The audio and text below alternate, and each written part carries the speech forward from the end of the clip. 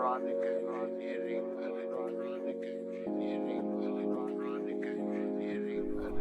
guys, so we're back with Commando Spawn. This is where we left off. This is the look here.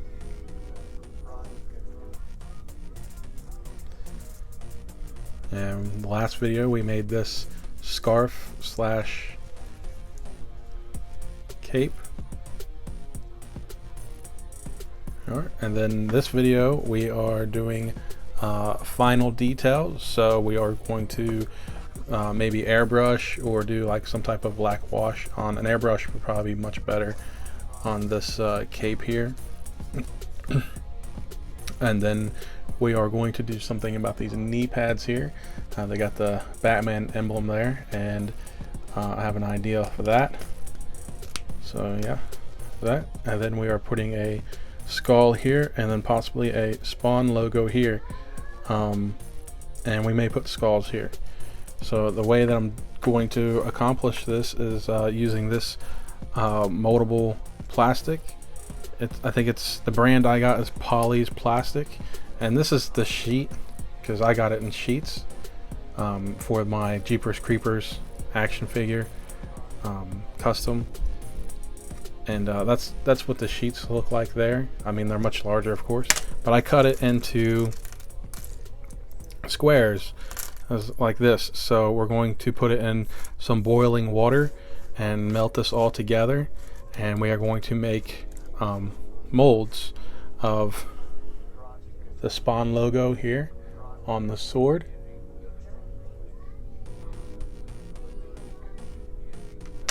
and then the skull here on the belt.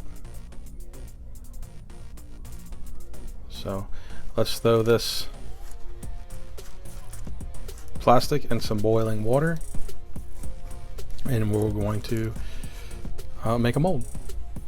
Alright, so here's the boiling water, and we're just gonna drop it in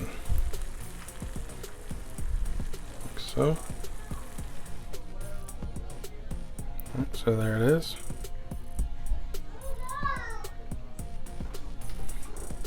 And then before you touch this, you want to let it cool off a bit. And this is spoon is being now sacrificed because it probably won't be any good after this. Now we can, it's still pretty warm. So, and now there you are. So we're going to pull a piece off like so, and we're going to press it onto the Spawn logo like so.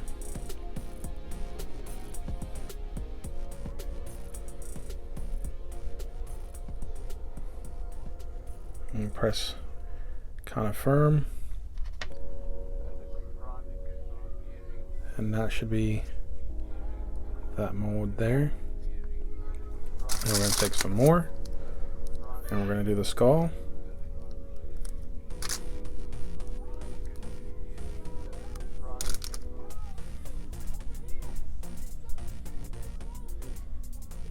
Find the best skull here.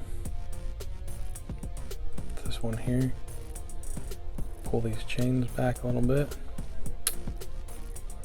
and then take this here and just press to the skull. Try that again.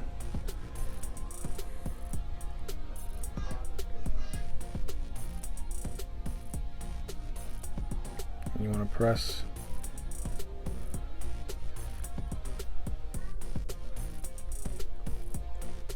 hard to make sure you get all the detail. There we are, and there's our second mold. So we're going to let that harden up. Okay, we want to give this some time to make sure it is fully cured or fully hard, whatever the correct word would be. And it seems like I still got a few minutes to go. So we're going to start off with the smallest one first. Here, move these to the side. And we'll go ahead and get our heat gun out here. Turn it on low. And see what happens from the top. Still kind of hot. So you can do a lot with this stuff. The only problem that I could really think of is, one, it can burn you, and two, if you're doing customs like this and you use it, say for the knee pads like I'm going to, and then you want to reheat this custom up to take it apart for some reason, the problem is these are gonna melt this, so you have to find a way to protect this before you do something like that. So other than that, this stuff I've worked with it just only one other time to make the wings for my Jeepers Creepers action figure, and it came out great, and it works very easily. And this is my first time ever doing a mold with one, or with this stuff, and it seemed like it worked pretty well on the videos that I've watched. So I know it works, just maybe not for me. All right, so we're gonna go ahead and make sure you shove it down in there, because try to get as much material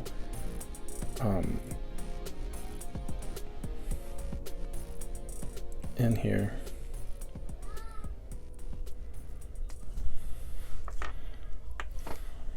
All right, let's see what we got here. That seems pretty hard. All right, we'll pull this apart. From what I can tell, the detail is there. We might have to redo this one. Like I said, this is my first time. I didn't melt this all the way through. That could be the problem with this one. That could fill a little hard piece on it, like the inside, like the core of the bead that I made. So I may have to redo this one, because I know all the detail is here. I can see it. Maybe we'll get this one a lot hotter like we did the other one, and it will turn clear. There we go. And we'll give that a few minutes to cool off before we go touching it. So yeah, I mean, you could do a lot of things with this. I mean, you could make, all kinds of stuff with this. And press very hard to get that detail. And you want it to be very thin, so it's easy to cut once we... Alright. And you can't really waste this stuff either, because like the edges that we cut off, we'll just throw it back in the pile and melt it up again and reuse it. And there we are.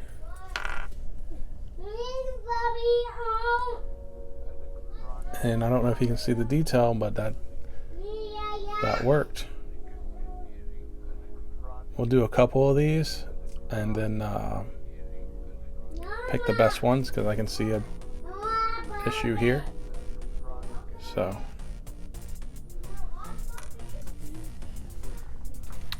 then we can go ahead and trim some of this up.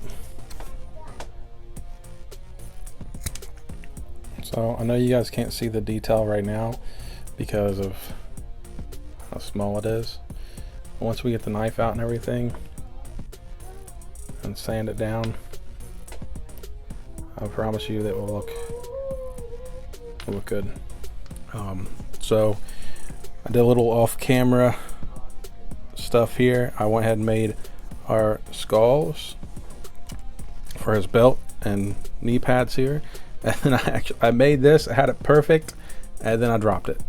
I cannot find it, so I'm going to try and find it before I make another one, because that one actually took a long time, because I had to get it perfectly round to match this circle here. But yeah, it was a pretty small piece and I dropped it.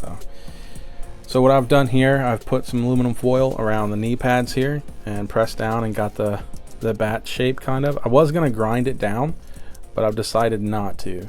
So what I'm gonna do, I'm gonna heat this up right here and then take the two skulls and then press press them where I want them, so that way they'll be the right shape on the back. And I don't know if this will work, but we're gonna try and see.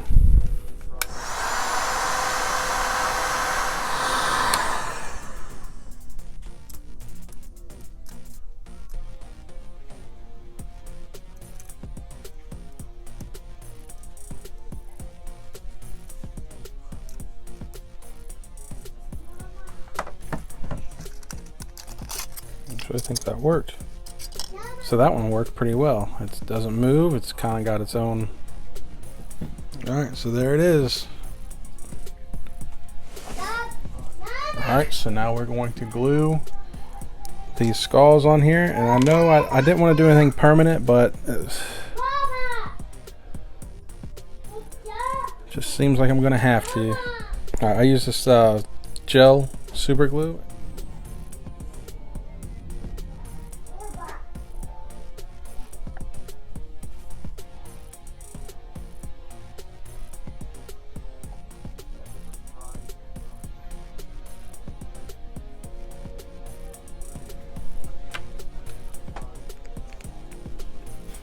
Alright, so there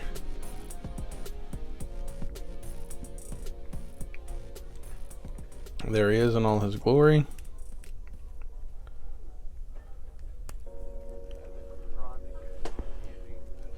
Alright, so there we are. The small details. And now we just need to do a little bit of paint. Alright, so here's the paints I'm going to be using. Silver, black, white, matte clear, brushes, and this plastic, it says it's paintable, but it definitely needs like a few coats, like every time you work with it. Texture.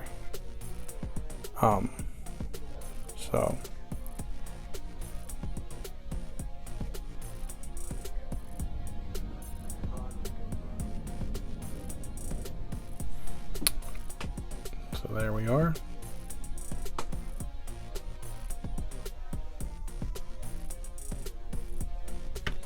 Now we're going to dry brush a little bit of silver in.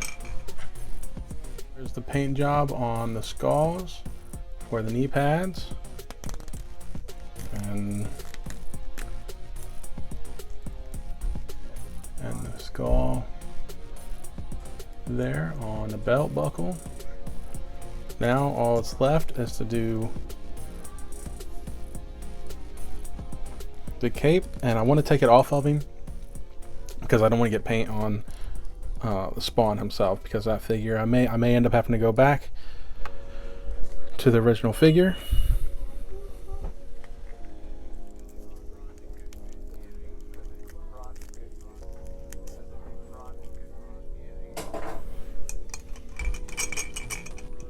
Do a little bit of a wet.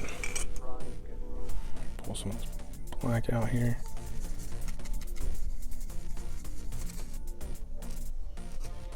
And because it's now more of a rubber, it actually wipes off fairly simple.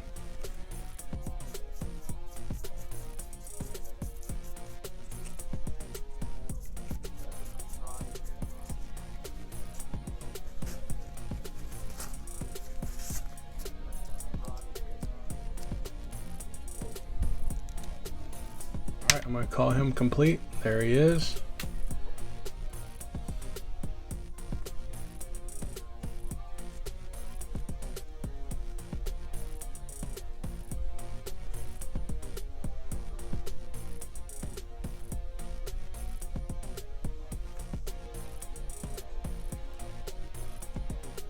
Alright, like, comment, and subscribe. And we'll move on to the next figure.